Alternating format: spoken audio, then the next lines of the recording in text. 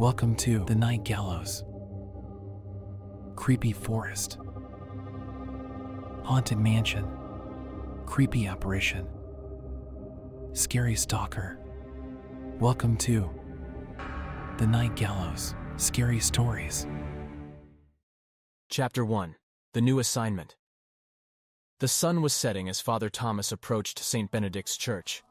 Its ancient stone walls, worn by time and weather, stood tall against the backdrop of the crimson sky. The church's spire, though slightly leaning, still reached for the heavens, a testament to its once glorious past. Father Thomas had heard about St. Benedict Cess, of course. It was one of the oldest churches in the region, and its history was rich with tales of faith, community, and, as some whispered, darker things. But as he stood before its grand entrance, he felt a mix of reverence and unease. The town of Black Hollow, where St. Benedict's was located, was quaint, but had seen better days.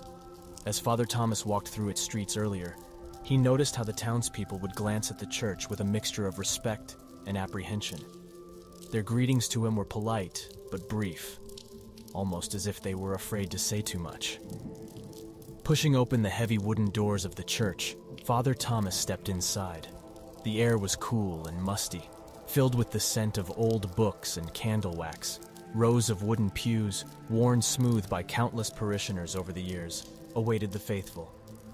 But what struck him most was the silence, a profound, almost palpable stillness that seemed to hold secrets. As he walked down the central aisle, Father Thomas's footsteps echoed, breaking the silence. He felt a strange sensation, as if he were being watched. Shaking off the feeling, he approached the altar and knelt, offering a prayer for guidance and strength in his new assignment.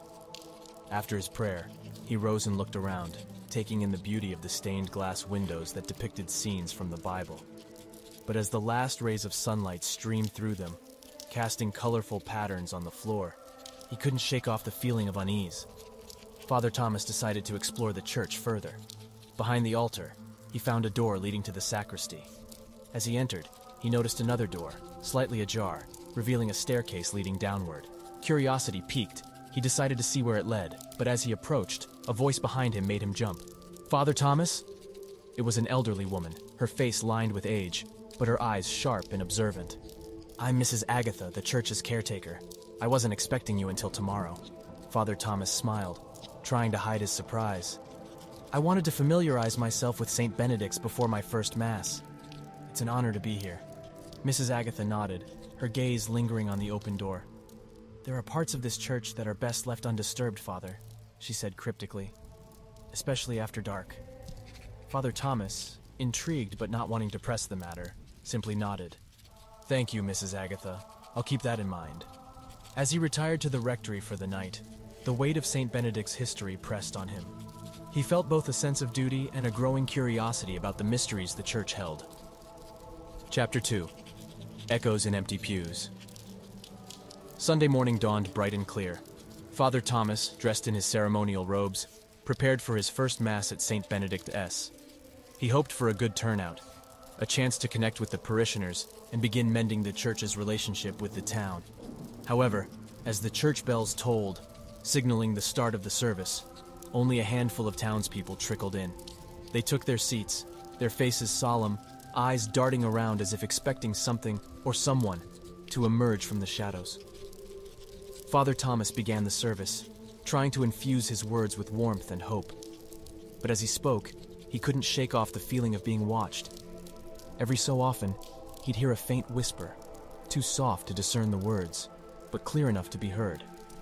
He'd pause, looking around, but the source remained elusive. The whispers grew more frequent as the service progressed. At one point, Father Thomas thought he saw shadowy figures seated in the back pews, but when he tried to focus on them, they seemed to vanish. Determined not to let these odd occurrences disrupt the service, Father Thomas continued, delivering his sermon with passion and conviction. He spoke of faith, redemption, and the importance of community. The parishioners listened intently, but their unease was palpable. As the Mass concluded, Father Thomas offered his blessings and watched as the attendees quickly exited the church. Only Mrs. Agatha remained, lighting candles at the altar. Approaching her, Father Thomas asked, "Did you hear the whispers, Mrs. Agatha?" She looked up, her face pale. "I did, Father. Those aren't just echoes. They're voices from the past, remnants of souls who once sought solace here." Father Thomas frowned, trying to make sense of her words. "Are you saying the church is haunted?" Mrs. Agatha hesitated before replying. "This church has seen many things, Father. Joy, sorrow, birth, death, and some things that defy explanation. The whispers are just one of its many mysteries."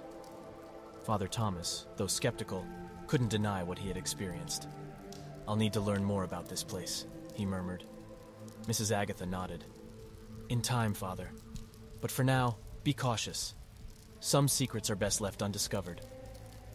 As Father Thomas left the church that day, the weight of its history and mysteries pressed heavily on him. He was determined to uncover the truth, no matter where it led. Chapter 3. The Locked Crypt. The days following his first Mass were filled with routine duties for Father Thomas. He visited the sick, provided counsel to those in need, and began making plans for the restoration of the church. But the mysteries of St. Benedict's were never far from his mind. One afternoon, after finishing his prayers, Father Thomas decided to explore the church grounds. The back of the church led to a small, overgrown garden, its once beautiful flowers now choked by weeds. As he walked, he stumbled upon a stone pathway, partially hidden by tall grass. Following the path, he came upon a set of stone steps leading downward. At the bottom was a heavy wooden door, its surface weathered and aged. Above the door, an inscription read, "Herein lie the guardians of St. Benedict, S." The door was secured with thick chains and a rusted padlock. Curiosity piqued. Father Thomas tried to open it, but the lock held firm. He wondered about the guardians mentioned in the inscription. Were they former priests, founders of the church, or something else entirely? Returning to the rectory, Father Thomas searched for any records or documents related to the crypt. In a dusty old ledger, he found an entry dated over a century ago. It spoke of a ceremony where select members of the church were laid to rest in the crypt, their purpose being to watch over and protect St. Benedict's from unseen threats. The more he read, the more intrigued he became. There were mentions of rituals, sacred vows, and a covenant made with the guardians. But the details were vague, and many pages were missing or damaged. That evening, as Father Thomas sat in his study, there was a knock on the door. It was Mrs. Agatha, holding a small, worn-out key. "I thought you might be looking for this," she said, handing it to him. "It's the key to the crypt. But I must warn you, Father, some doors are locked for a reason." Father Thomas looked at the key, its metal cold to the touch. "I appreciate your concern, Mrs. Agatha, but I believe understanding the past can help us secure a better future for St. Benedict's S." She nodded slowly.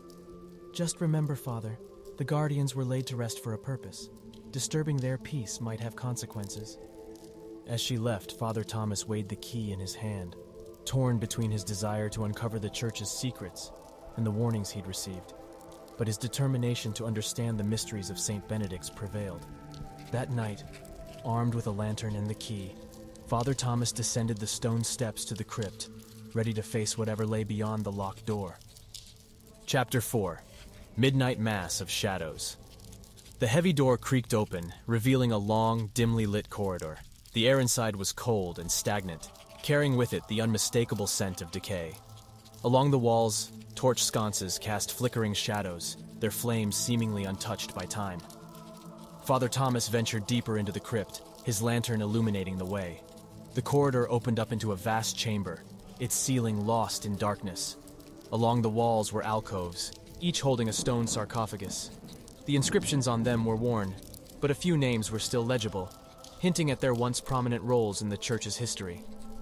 In the center of the chamber stood a stone altar, its surface stained with age. Above it hung a large, ornate crucifix, its figure casting a long shadow on the ground. Drawn to the altar, Father Thomas approached and found an old leather-bound book. Its pages were filled with handwritten notes, prayers, and hymns. One hymn in particular caught his eye. Titled The Song of the Guardians, it spoke of protection, sacrifice, and eternal vigilance. Feeling a sudden urge, Father Thomas decided to recite the hymn. As his voice echoed through the chamber, a strange energy began to permeate the air. The flames in the sconces burned brighter, and the shadows seemed to come alive, dancing and swirling around him. As he reached the hymn's climax, spectral figures began to materialize in the chamber. They were ethereal, their forms shimmering and translucent. They gathered around the altar, their faces reflecting sorrow and longing. These were the guardians, their souls bound to the crypt, forever watching over Saint Benedict S. Father Thomas, awestruck, ceased his recitation. The guardians, acknowledging his presence, began to sing the hymn themselves. Their voices, though ghostly, were harmonious and filled with emotion. As they sang, the chamber was bathed in a soft, otherworldly glow. The song ended, and the guardians, one by one, returned to their resting places. The energy in the chamber dissipated, leaving Father Thomas alone with his thoughts. He realized that the guardians were not just protectors of the physical church, but also its spiritual essence. Their presence was a testament to the church's significance and the lengths to which its followers would go to ensure its safety. Exiting the crypt, Father Thomas felt a renewed sense of purpose. He had witnessed the supernatural, the very essence of faith made manifest. But he also knew that with this revelation came responsibility. The guardians had shown themselves to him for a reason, and he was determined to honor their legacy.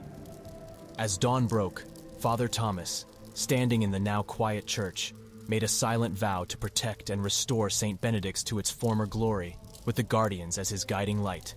Chapter 5. Whispers of the Past. The days following Father Thomas's encounter in the crypt were a whirlwind of activity. Word spread throughout Black Hollow about the young priest's dedication to St. Benedict S, and slowly, more townspeople began attending the masses. However, with the increased attendance came hushed conversations and curious glances, as rumors of the midnight mass and the guardians became the talk of the town.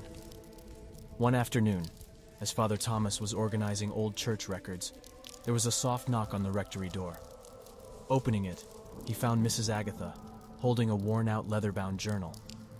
"I thought it was time you read this," she began, her voice quivering slightly. "It belonged to my great-grandfather, who was once a priest here. He wrote about the church, its history, and the events that led to the Guardian's eternal watch." Father Thomas took the journal, its pages yellowed with age. As he began to read, Mrs. Agatha narrated the tales from her family's oral history. The journal spoke of a time when St. Benedict's was the heart of Black Hollow. The community thrived, and the church was a beacon of hope and faith. However, as the years went by, a shadow fell upon the town. Disappearances became frequent, and fear gripped the hearts of the townspeople. The church, once a place of solace, became the center of these mysterious events.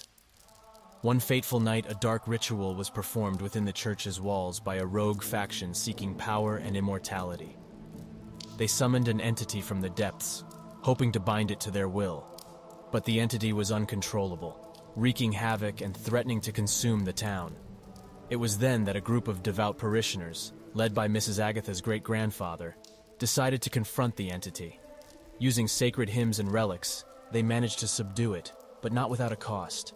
To ensure the entity remained bound, and the town's safety, they sacrificed their mortal lives, becoming the guardians of St. Benedict S. As Mrs. Agatha concluded the tale, tears glistened in her eyes. "They gave up everything to protect us," she whispered. "Their sacrifice is a testament to their faith and love for this community." Father Thomas, deeply moved by the story, realized the magnitude of his responsibility. "I promise to honor their legacy, Mrs. Agatha," he vowed. The two shared a moment of silent reflection, bound by the weight of the past and a shared vision for the future. Chapter 6. The Blood-Stained Rosary. A week had passed since Mrs. Agatha's revelation, and Father Thomas found himself increasingly drawn to the crypt. The Guardian's presence was a constant reminder of the church's storied past and the sacrifices made to protect it. One evening, as he was preparing for a late-night prayer session, Father Thomas noticed something glinting beneath the altar cloth. Pushing the cloth aside, he discovered a beautifully crafted rosary. Its beads were intricately carved, but what caught his attention was the crucifix at its end. It was stained with dried blood. Holding the rosary, Father Thomas felt a rush of emotions, sorrow, pain, but also a deep sense of purpose. The energy emanating from it was palpable, and he realized that this was no ordinary rosary. It was a relic, a testament to the events that had transpired in St. Benedict S. Curious, Father Thomas began to pray with the rosary. As he did, vivid visions filled his mind. He saw the night of the ritual, the entity's summoning, and the brave parishioners who confronted it. He witnessed their struggle, their determination, and ultimately, their sacrifice. The final vision was of Mrs. Agatha's great-grandfather, using the rosary to seal the entity away, his hands stained with his own blood as he recited the final prayer. The visions ceased as abruptly as they began, leaving Father Thomas shaken but enlightened. The rosary was a key, a conduit to the past, and possibly a tool to ensure the church's future. Determined to learn more, Father Thomas approached Mrs. Agatha the next day. Showing her the rosary, he asked, "Do you know the significance of this?" Mrs. Agatha's eyes widened in recognition. "That rosary belonged to my great-grandfather," she whispered. "It was said to have been blessed by the Pope himself and was used in the most sacred of ceremonies. The blood, it's a reminder of the price he paid to save us all." Father Thomas nodded, understanding the weight of the responsibility he now held. "I believe this rosary can help us," he said. "With it, we can strengthen the guardian seal and ensure that the entity remains bound." Mrs. Agatha looked thoughtful. "Perhaps, but we must be cautious. The rosary is powerful, but it also attracts the attention of the very darkness we seek to contain." The two agreed to research the rosary's origins and its potential uses further. As they delved deeper into the church's archives, they realized that their journey was only just beginning. The blood-stained rosary was a beacon, guiding them towards a destiny that would shape the fate of St. Benedict's and all of Black Hollow. Chapter 7. Visions in the Vestry. The vestry, a small room adjacent to the church's main sanctuary, was filled with old manuscripts, liturgical garments, and various religious artifacts. It was here that Father Thomas often retreated for moments of reflection and study. But ever since discovering the blood-stained rosary, the room had taken on a new significance. Late one evening, after the last of the parishioners had left, Father Thomas sat in the vestry, the rosary clutched tightly in his hand. He began to recite a prayer, hoping to gain further insight into its mysteries. As he prayed, the room grew colder, and the dim light from the candles began to flicker. Suddenly, the walls of the vestry seemed to dissolve, and Father Thomas found himself transported to another time and place. He stood in the midst of a dense forest, the moonlight casting eerie shadows on the ground. Before him was a circle of hooded figures, chanting in a language he couldn't recognize. In the center of the circle was a stone altar, and upon it lay the rosary, its beads glowing with an ethereal light. One of the figures stepped forward, revealing the face of a younger Mrs. Agatha. She looked directly at Father Thomas, her eyes filled with urgency. "Protect it," she whispered, pointing to the rosary. "It's the key." The vision shifted, and Father Thomas now stood in St. Benedict's S. But it was different, newer, its walls not yet marked by the passage of time. Parishioners filled the pews, their faces twisted in fear as dark shadows circled above them. At the altar stood a priest, not Father Thomas, but Mrs. Agatha's great-grandfather. He held the rosary aloft, reciting a powerful incantation. As he did, the shadows recoiled, and a bright light enveloped the church. The vision faded, and Father Thomas found himself back in the vestry, the rosary still in his hand. He was drenched in sweat, his heart racing. The next morning he shared his experience with Mrs. Agatha. She listened intently, her face pale. "The visions you saw," she began. "They're memories, echoes of the past. The rosary has chosen you, Father Thomas. It's showing you its history, its power." Father Thomas nodded, understanding the gravity of the situation. "We must learn more about the incantation your great-grandfather used. It might be our best chance to strengthen the seal and protect the church." Mrs. Agatha agreed, and the two delved deeper into the church's archives, searching for any reference to the ritual. As they did, they realized that the battle for St. Benedict's was far from over. The rosary was their guide, and together they would face the darkness that threatened to consume them all. Chapter 8. The Unearthed Relic. The days grew shorter, and a chill settled over Black Hollow.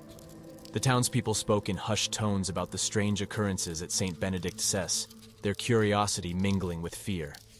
Father Thomas, with Mrs. Agatha's guidance, continued his quest to understand the rosary's power and the rituals associated with it.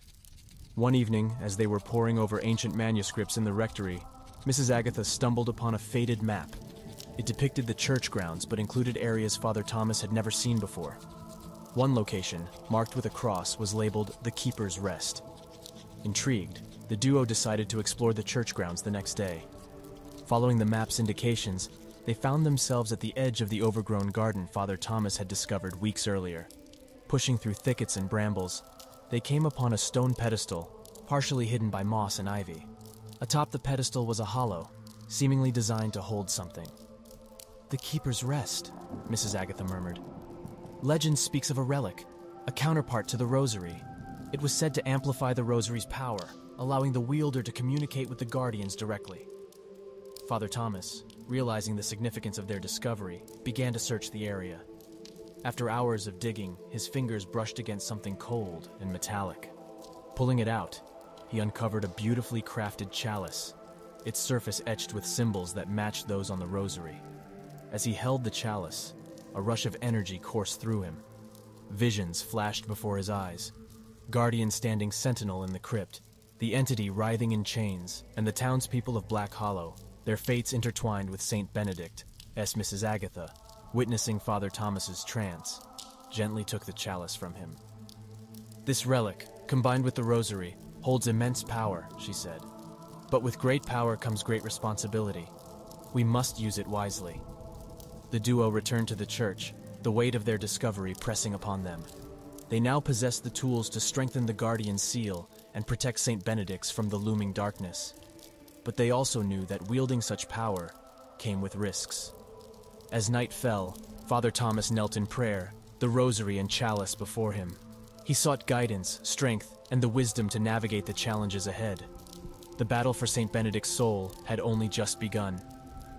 Chapter 9. Choir of the Damned.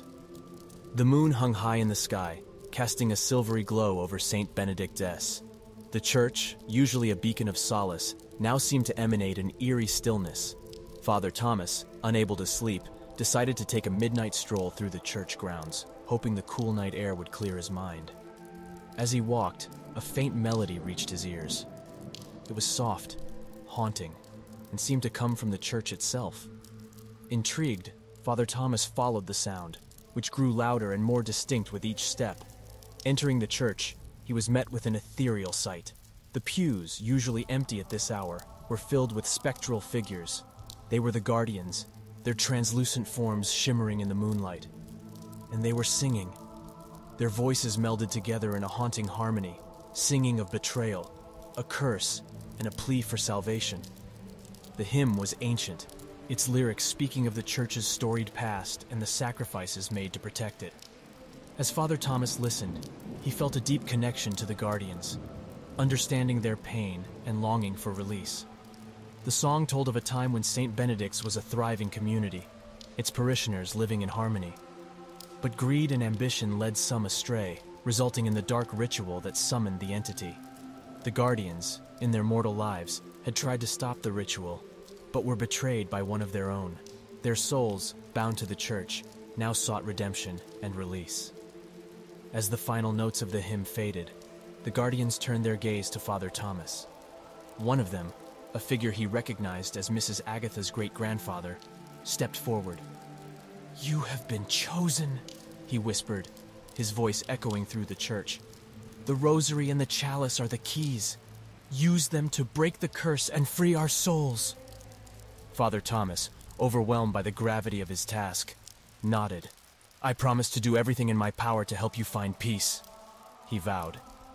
The guardians, their message delivered, began to fade, leaving Father Thomas alone in the church. The weight of his responsibility pressed heavily upon him, but he was determined to honor the guardian's legacy and save St. Benedict's from the darkness that threatened it. Chapter 10. Rituals and Revelations. With the guardian's plea echoing in his mind, Father Thomas dedicated himself to understanding the rituals required to break the curse binding them.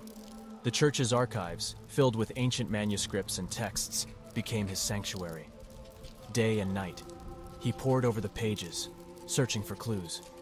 One evening, as a storm raged outside, Father Thomas discovered a scroll, its edges charred and its contents barely legible. The scroll spoke of a ritual known as the Rite of the Bound Souls. It detailed a ceremony that, when performed correctly, had the power to release trapped spirits and banish dark entities. The ritual required specific items: the blood-stained rosary, the unearthed chalice, and a relic known as the Heartstone, a gem said to contain the essence of Saint Benedict. Father Thomas realized that while he possessed the first two items, the Heartstone was missing. Seeking Mrs. Agatha's wisdom, he shared his discovery with her. Her eyes widened in recognition. "The Heartstone," she murmured. Armed with shovels and lanterns, the duo began their search. Hours turned into days, and just as hope began to wane, Father Thomas stumbled upon a hidden chamber beneath the church's bell tower. Inside, resting on a stone pedestal, was a radiant gem, pulsating with a soft light, the Heartstone. With all the items gathered, Father Thomas and Mrs. Agatha began preparations for the ritual. The church was cleansed with holy water, and a protective circle was drawn around the altar. As midnight approached, the duo took their positions, the rosary, chalice, and Heartstone laid out before them. Reciting the incantations from the scroll, Father Thomas felt a surge of energy. The church trembled, and the guardian's spectral forms began to materialize. The entity, sensing the ritual's power, manifested as a dark shadow, its presence threatening to overwhelm the ceremony. But Father Thomas, drawing strength from his faith and the guardian's support, pressed on. As he recited the final incantation, the Heartstone began to glow brighter, its light banishing the darkness and enveloping the church. A deafening silence followed. The entity, defeated, was banished, and the guardians, their souls finally free, began to ascend, their forms dissolving into beams of light. Father Thomas, exhausted but triumphant, collapsed to his knees. The curse was broken, and Saint Benedict's was saved. As dawn broke, the church, bathed in the morning's golden light, stood as a testament to faith, sacrifice, and the power of redemption. Chapter 11. Dawn's New Light. The sun rose over Black Hollow, its rays illuminating Saint Benedict's in a warm, golden embrace. The once foreboding church now stood as a beacon of hope, its dark past replaced by a promising future.